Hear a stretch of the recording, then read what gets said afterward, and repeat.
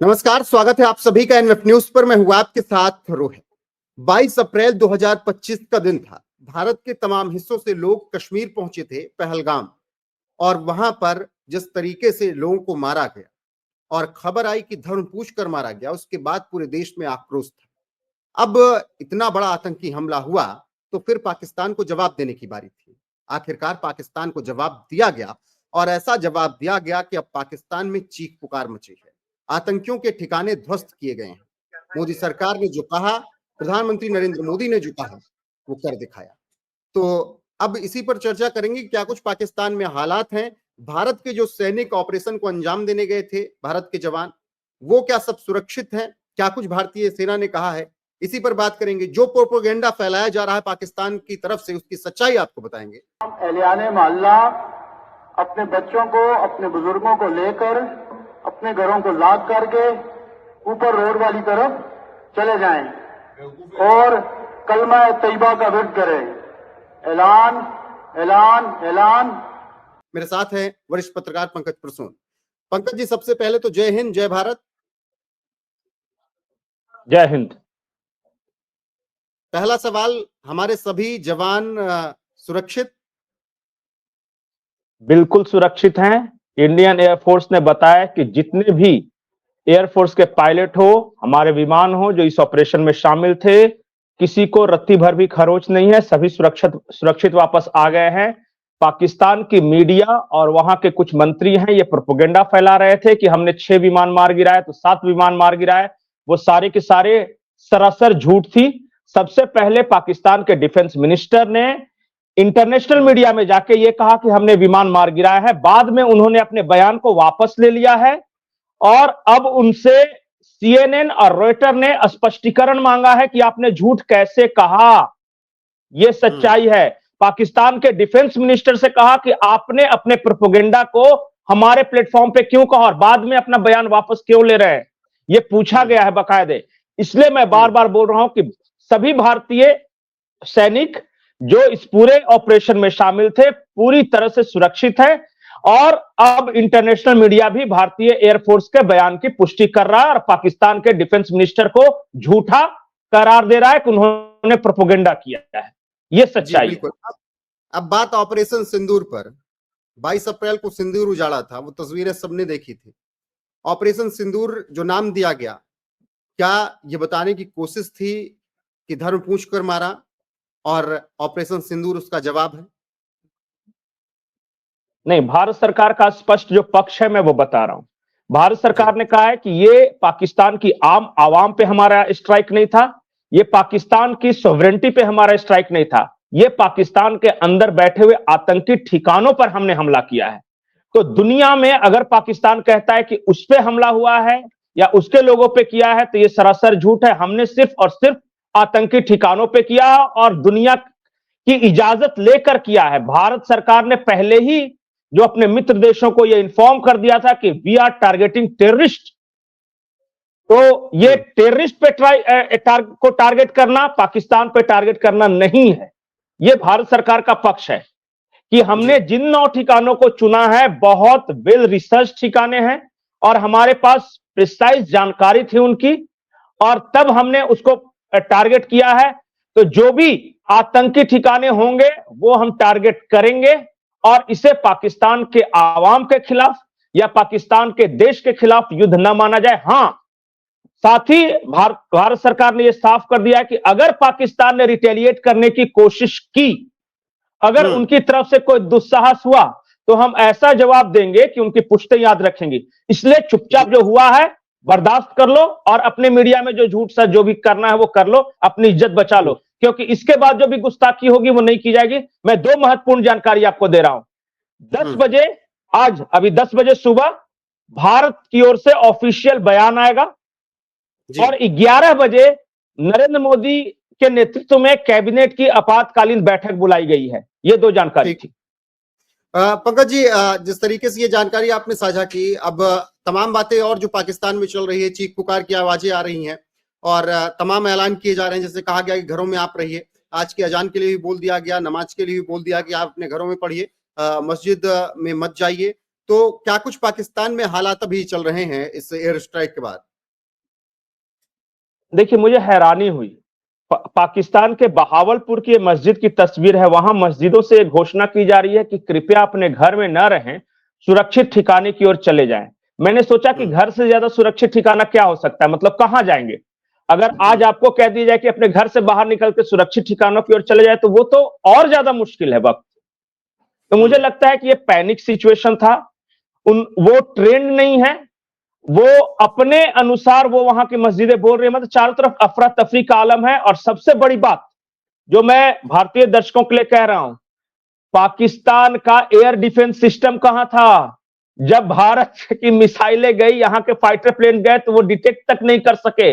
और एक हफ्ते से वो माहौल बना रहे थे कि हम पूरी तरह तैयार हैं। अरे भैया, जब तुम तैयार हो तो 9 ठिकाने पे हमला हो गया। अब नहीं तैयार होते तब क्या होता? नहीं, पाकिस्तान का एयर अब तो हो रहा है डिफेंस ना सिस्टम पाकिस्तान, इज बिग हो जीरो। रहा है। अब तो वो अपने आप को दुनिया के सामने ये दिखा रहा है कि देखो हमको कैसे मार के चले गए। अब तो प्रोपेगेंडा फैला रहा है वो। देखिए नवाज शरीफ कह रहे हैं ये युद्ध देखिए की शुरुआत है। जो खुददार देश होता है वो जवाब देता है। जो कायर देश होता है, आप बताइए कि आपके देश पे हमला होगा तो आपकी फौज जवाब देगी या आप जाके नहीं, इंटरनेशनल नवाज मीडिया पे शरीफ भी बैठ के तो कह रहे इंटरव्यू हैं ये देंगे? युद्ध की क्या शुरुआत है, करेंगे? भारत ने उकसाया है। नवाज शरीफ की पूछिए कि आप अभी अपने पद पे हैं और पावर में हैं कि नहीं है। क्योंकि सुना तो क्या है कि तख्ता असीम पलट मुनीर नहीं हो ने गया आपको होगा कान क्या? पकड़ के किनारे कर दिया है। तो कोई क्या वैल्यू तख्ता नहीं है पलट नहीं हो इनकी। गया होगा क्या? तख्ता पलट की बात नहीं है, इनको तख्त पे बैठाए रखेगा पर कोई पावर नहीं है इनके पास। बोला चुप गपचुप बैठो और इसी तरह जाके रोते रहो तुम।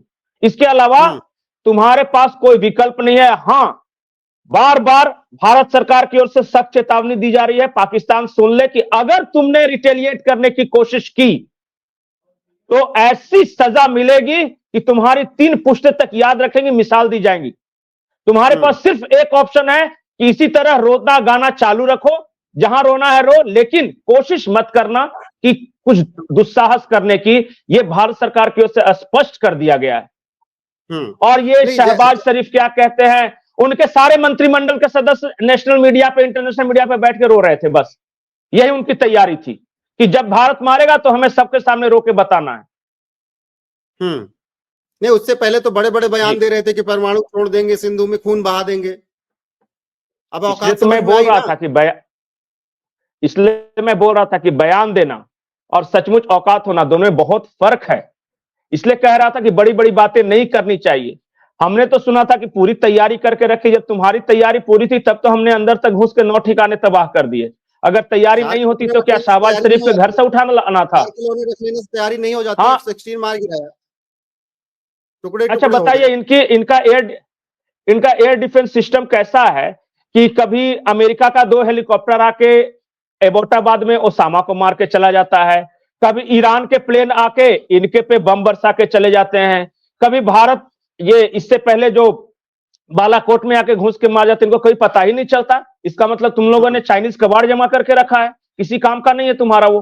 चाइना को अच्छा, वापस दुनिया करो और अगर पैसे दिए हैं तो मांगो, और नहीं दिए हैं तो बोलो कि जा डूब गए तुम्हारे, नहीं देंगे। पंकज जी, लेकिन दुनिया की भी प्रतिक्रियाएं आ रही हैं। जैसे एनएसए, अजीत डोभाल की बात तुरंत अमेरिकी एनएसए से हुई, फिर डोनाल्ड ट्रंप का भी बयान उधर से आ गया और कहा जा रहा है कि लगभग 100 देशों के राजनयिक जो आए थे, जिनसे बात हुई थी, उन सबको ब्रीफ कर दिया गया है जो कुछ भी हुआ है। बिल्कुल बिल्कुल बिल्कुल, भारत सरकार ने स्पष्ट कर दिया है कि हमने पाकिस्तान पे हमला नहीं किया है, हमने आम सिविलियंस को निशाना नहीं बनाया है। भारत सरकार की ओर से स्पेसिफिकली ये सभी देशों को बता दिया गया कि हम सिर्फ टेरर कैंप जो वहां है पाकिस्तान के अंदर, सिर्फ उनको तबाह कर रहे थे। हमने मसूद अजहर के ठिकानों को तबाह की, लश्कर तौबा के ठिकानों की तबाह की और हिजबुल के ठिकानों को तबाह किया है। और इसके अलावा हमने कहीं कोई स्ट्राइक नहीं किया, ये पूरी दुनिया को बताया गया है भारत सरकार की तरफ से। इसलिए अगर पाकिस्तान ये रो रहा है कहीं कि पाकिस्तान पे हमला हुआ, तो आतंकी ठिकाने पाकिस्तान नहीं है। भारत सरकार ने साफ साफ कहा है कि हमारे पास ऑप्शंस थे, हम चाहते तो उनके आर्मी इंस्टॉलेशंस को निशाना बनाते नहीं थे, नहीं, हम चाहते पाकिस्तान तो के उनके तमाम शहरों को नेता निशाना बनाते, लेकिन हमने नहीं किया। पाकिस्तान के तमाम नेता भी हाल फिलहाल में कह रहे थे कि हमने इनका सहारा लिया, हमने इनके साथ काम किया, हमने इनको काम पे लगाया। वो तो मान रहे थे कि आतंकियों का सहारा उन्होंने लिया कई बार। बिल्कुल, देखिए, पाकिस्तान के डिफेंस मिनिस्टर ने इंटरनेशनल मीडिया में बैठकर यह कहा है कि हम 30 साल से आतंकियों को प्रशिक्षण दे रहे थे, उनकी फंडिंग कर रहे थे और उन्हें मुजाहिद बनाकर भेज रहे थे। यह पाकिस्तान के डिफेंस मिनिस्टर ने कहा है। इसलिए पाकिस्तान अब यह भी नहीं कह सकता कि हमारे यहां आतंकी ठिकाने नहीं। दूसरी बात, परवेज मुशर्रफ से लेकर जनरल जियाउल हक तक ये सारे लोग ये कहते रहे हैं कि हां, हमने आतंकियों को ट्रेनिंग दी है, हमने रशिया भेजा है, हमने कश्मीर भेजे हैं। जब वो खुद उनके जो राष्ट्राध्यक्ष हैं, उनके जो रक्षा मंत्री हैं, ये कहते रहे कि हमारे यहां आतंकी ठिकाने हैं, तो उन आतंकी ठिकानों को अगर हमने तबाह किया है तो हमने पाकिस्तानियों की भी मदद की है, अगर वो खुद को कहते हैं कि विक्टिम ऑफ टेररिज्म है। पूरी दुनिया कह रही है कि पाकिस्तान के अंदर जो आतंकी ठिकाने हैं उनको हटाना चाहिए, मिटा देना चाहिए। भारत ने पूरी दुनिया की मदद की है और यही मैसेज हमारा है कि हमारी लड़ाई न पाकिस्तान के आम आवाम से है, न पाकिस्तान की सॉवरेनिटी के खिलाफ है। हमारी लड़ाई उन आतंकवादियों के खिलाफ है और जब तक आखिरी आतंकवादी को हम बर्बाद नहीं कर देते, तबाह नहीं कर देते, तब तक हमारा ये ऑपरेशन जारी रहेगा। Loud and clear. ठीक है पंकज जी, फिलहाल दर्शकों को यही बताना है कि जो भी प्रोपोगेंडा सोशल मीडिया पर फैलाया जा रहा है भारत के जट्स को लेकर, भारत के जवानों को लेकर, उस प्रोपोगेंडा पर बिल्कुल भी ध्यान न दें। भारत के सभी जवान, सभी पायलट सुरक्षित हैं। उन्होंने ऑपरेशन को बाकायदा अंजाम दिया और फिर वो सुरक्षित इस वक्त लैंड भी कर चुके हैं।